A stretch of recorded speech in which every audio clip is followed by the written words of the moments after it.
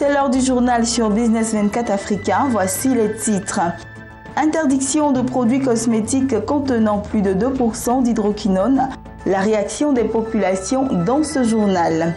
Et puis le tribunal du commerce d'Abidjan condamne Ecobank Côte d'Ivoire à payer plus de 2,8 milliards de francs CFA à Thierry Tano. Voici pour le sommaire, mesdames et messieurs, bonsoir et bienvenue sur Business 24 Africain. Je vous le disais en titre, en liaison avec le ministère de la Santé et celui du commerce industriel et de la communication, il a été pris un projet de décret qui porte sur la réglementation des produits cosmétiques et des produits d'hygiène corporelle. L'objet de ce décret est de rationaliser la fabrication et l'usage des produits cosmétiques et d'hygiène corporelle afin de sauvegarder la santé publique. Qu'en pensent les populations? Suivez ce reportage. Difficile en Côte d'Ivoire de dénombrer le nombre de femmes noires qui s'évertuent à troquer leur teint naturel contre une peau plus claire à l'aide de produits dépigmentants. Maître du produit, entendez par là s'éclaircir ou se dépigmenter la peau à l'aide de produits douteux ou de recettes de grand-mère hautement nocifs pour la peau. En Côte d'Ivoire, certains adeptes de ce rite beauté, hommes comme femmes, dévalisent souvent les étalages de produits cosmétiques de quartier ou de marché. Ces produits de marque venus des États-Unis ou d'Italie, si l'on en croit les vendeurs, se déclinent en crème pour le corps, savon pour le visage, gommage ou encore sérum. Quand ils viennent, ils choisissent les produits. D'autres viennent, le savon, lait éclaircissant, huile. Bon, on laisse. C'est éclaircissant qui marche plus. Produit éclaircissant. C'est ça qui marche plus.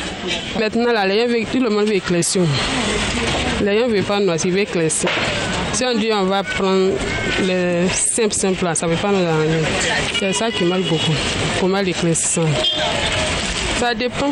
Ce qui n'est pas importé, ce qu'on fabrique ici, il y a 1000 francs, il y a 1500. Mais l'importé, il y a 3000, il y a 4000, il y a 3500. Les deux. Il y a les clients, ça dépend des capables, quoi. Ceux qui n'ont pas assez d'argent, ils prennent moins cher, puis ça va aller pour. Ceux qui ont l'argent aussi, c'est importé, ils veulent.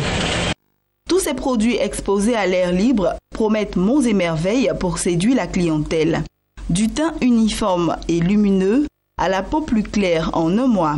Mais les emballages de ces produits se gardent bien d'indiquer les ravages auxquels s'exposent les consommateurs. Problèmes esthétiques et idéologiques liés à la dominance extérieure, la dépigmentation constitue manifestement un problème de santé publique qui convient de ranger parmi les pratiques à haut risque. Vu tous les risques liés à l'utilisation de ces produits qui nuisent à la santé, l'État de Côte d'Ivoire a procédé le 29 avril dernier à l'interdiction des produits cosmétiques éclaircissants contenant plus de 2% d'hydroquinone afin de sauvegarder la santé publique. Je n'ai rien à dire parce que c'est le gouvernement qui a décidé ce qui est bien pour nous. Ça, il décide. On attend pour apprécier parce qu'on ne sait pas ce qui va se passer avec nos clientes. On attend. Si ça a joué sur notre commerce, c'est dans ça nous aussi on vit. C'est dans ça on vit. On envoie l'autre enfant à l'école, tout ça là. Donc c'est dans ça aussi on mange. Si on dit nos cas interdits là, ça ne peut pas nous arranger aussi. Pour moi, il faut avoir une belle peau. Un teint naturel, c'est mieux. Parce qu'avec les produits là, vous avez des conséquences. Après, tu as des conséquences. Tu as des comment on appelle, cancer de peau. Souvent, quand la personne passe à côté de toi, ça sent.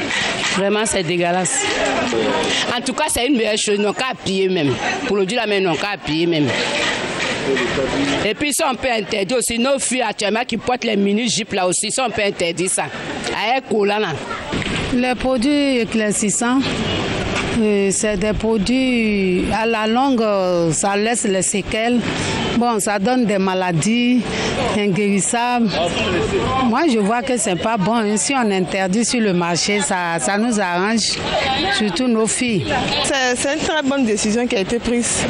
Ça va vraiment aider nos sœurs. Et puis si on pouvait vraiment essayer d'approfondir un peu les campagnes pour essayer d'expliquer encore plus les méfaits, les conséquences de la dépigmentation. Faut-il avoir une peau claire pour séduire ? Faut-il avoir une peau claire pour être plus belle ou beau? Que recherchent exactement les adeptes de cette pratique? Quels que soient les motifs évoqués, le phénomène de la dépigmentation est bien réel en Côte d'Ivoire, si bien que des expressions sont nées pour le désigner. Tchatcho, teint façonnable, salamandre, cirage, etc. Comment en sommes-nous arrivés là? Chacun, partisan ou réfractaire, a sa réponse. Pour le plus grand nombre, la principale raison de la dépigmentation, c'est d'abord une affaire d'homme. Moi, ça me dérange pas. Mais le bon produit, c'est ça qui est bon. Donc, voyons, ailleurs, dans les autres pays, on voit les bons produits naturels qui travaillent bien le corps, qui est propre. Mais chez nous, ici, là, c'est assez... C'est quoi encore Ils ont les 24 heures, ils ont les 6 heures. C'est que ce n'est pas les bons produits qui sont adaptés à la peau. Tu as dit que c'est à cause des hommes qui font ça. Soit quelqu'un qui t'a aimé avec un teint naturel, pourquoi gâter ça? C'est parce qu'il t'a vu, il a vu ton teint naturel qui t'a aimé. Mais toi, tu n'as pas le droit de détruire ça. Ah, mais c'est pour gagner ce qu'il veut. Parce qu'il fait gagner les garçons ou les séries, c'est comme ça, ils nous taillent bien. Ben, nous, on a vu là. Nous, on ne peut pas nous tailler comme eux. Ben, nous, maintenant, ça suffit. C'est qu'on a eu les enfants, tous les trucs, pour nous, ça suffit. D'avis d'experts médicaux, les conséquences de la dépigmentation ont également le vent en poupe dans les hôpitaux. Brûlures graves, problèmes cutanés sévères, infections sous-cutanées, odeurs insupportables et bien d'autres. Face à ce retour en force des femmes claires, certains hommes ont décidé de retourner aux sources, c'est-à-dire préférer les femmes de teint noir. Et puis poursuivons ce journal, cette fois-ci en images. Le tribunal du commerce d'Abidjan a condamné Ecobank Côte d'Ivoire à payer plus de 8,2 milliards de francs CFA et 500 millions de francs CFA de dommages et d'intérêts à Thierry Tano. Le président du tribunal de commerce a expliqué que la fébrilité avec laquelle Ecobank Côte d'Ivoire s'est dessaisie des dividendes constituait une faute pour laquelle doit être condamné en lieu et place de sa maison mère à payer à Thierry Tano la somme de 8 milliards 249 297 053 francs CFA sans préjudice des dommages et intérêts de 500 millions de francs CFA. Le tribunal de commerce d'Abidjan et le tribunal de travail de Lomé avaient déjà condamné respectivement la banque panafricaine Ecobank ETI à payer comme dommage 7,5 milliards de francs CFA pour diffamation et injures et 5,7 milliards de francs CFA pour rupture abusive de son contrat de travail à Thierry Tano, son ancien directeur général. Poursuivons toujours en images. Le Fonds monétaire international FMI a annoncé que la Guinée-Bissau est désormais éligible à un prêt de plus de 21 millions d'euros après les progrès économiques réalisés depuis le retour à l'ordre constitutionnel dans le pays. L'élection en mai 2014 de José Marie Ovas au poste de président a mis un terme à la période de transition ouverte en Guinée-Bissau par un coup d'État militaire en avril 2012. Le chef de la mission du FMI a par ailleurs indiqué que l'économie de la Guinée-Bissau a enregistré une croissance d'environ 2,5% en 2014 grâce notamment à la renommée des prix de la noix de cajou, un des principaux produits d'exportation du pays. Selon lui, les perspectives pour 2015 semblent également encourageantes avec un taux de croissance économique attendu de 4,7%.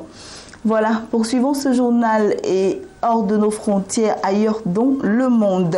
En Espagne, précisément, le chômage en Espagne a baissé de 7,5% en un an au mois d'avril. Tous les secteurs, y compris celui de la construction, sont concernés par cette reprise. Le taux de chômage reste néanmoins élevé en Espagne à plus de 23%. Regardez. 7,5. Le chômage en Espagne a baissé de 7,5% en un an au mois d'avril. Sur la période, le nombre de chômeurs a reculé de 351 285 unités, du jamais vu en 19 ans. Le chômage a diminué dans tous les secteurs, y compris dans celui de la construction, un domaine pourtant sinistré depuis l'éclatement de la bulle immobilière de 2008. Ces chiffres sont donc encourageants. Ils montrent que la quatrième économie de la zone euro se relève progressivement après être sortie en 2014 de 5 années de récession ou de croissance nulle. Mais le chômage reste élevé. Il touche encore 4 330 000 Espagnols, plus de 23% de la population en âge de travailler. Un taux qui devrait rester au-delà des 20% jusqu'en 2020, et cela même si le gouvernement mise sur une croissance annuelle moyenne de 3% sur les 3 prochaines années. Et ceci met fin à ce temps d'information. Bonne suite de programmes sur Business 24 Africa et surtout, portez-vous bien.